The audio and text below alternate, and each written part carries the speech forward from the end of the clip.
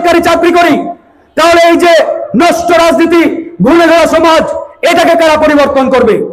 আমি আজকে টিউনে হলে আমার পরিবার ভালো থাকবে, আমি ভালো থাকবো, কিন্তু আমি আমার এলাকার জনগণকে নিয়ে কাজ করতে পারবো না।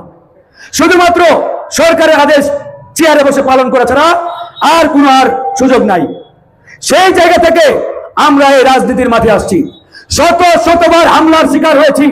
এই যে ফারুক হাসান, তার কপালে দেখেন সন্ত্রাসীদের অস্ত্রের আঘাতের চিহ্ন এখনো আছে, 1 ইঞ্চি পর্যন্ত গর্ত হয়েছিল।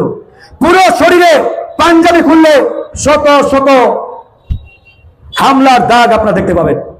আমি ফারুক হাসান একটানা 15 দিন রিমান্ডে ছিলাম। এই এলাকায় একজন নেতা দেখাতে পারবেন না 15 দিন তো দূরে থাক, রিমান্ডের নাম শুনলে প্যান্টের গিট্টি খুলে যায় অনেকের। হয়েছে? আমরা তারপরেও দমে যাই নাই। জেলে গেছি, রিমান্ডে গেছি, হামলার শিকার হয়েছি শতবার, কিন্তু দমে যাই নাই। আমি বলেছি আমার এলাকার জনগণের জন্য এই জীবনকে আমরা উৎসর্গ করে দিয়েছি। জন্ম মৃত্যু সৃষ্টিকর্তার হাতে, আল্লাহর হাতে। আল্লাহ যদি এই পথে মৃত্যু লেগে রাখে, যা হবার হবে। আল্লাহ রাস্তায় আমরা মাঠে নেমেছি। তাই প্রিয় বন্ধুগণ, এই কথাগুলো এই জন্যই বলা, এই এলাকাকে আগামীতে দল মত নির্বিশেষে আমাদেরকে নতুন করে গড়তে হবে।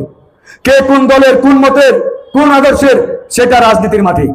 এলাকার উন্নয়নে আমরা যদি ঐক্যবদ্ধভাবে থাকতে পারি, এক থাকতে পারি, এলাকা এগিয়ে যাবে, অন্যথায় এলাকা ভাই আগাবে না।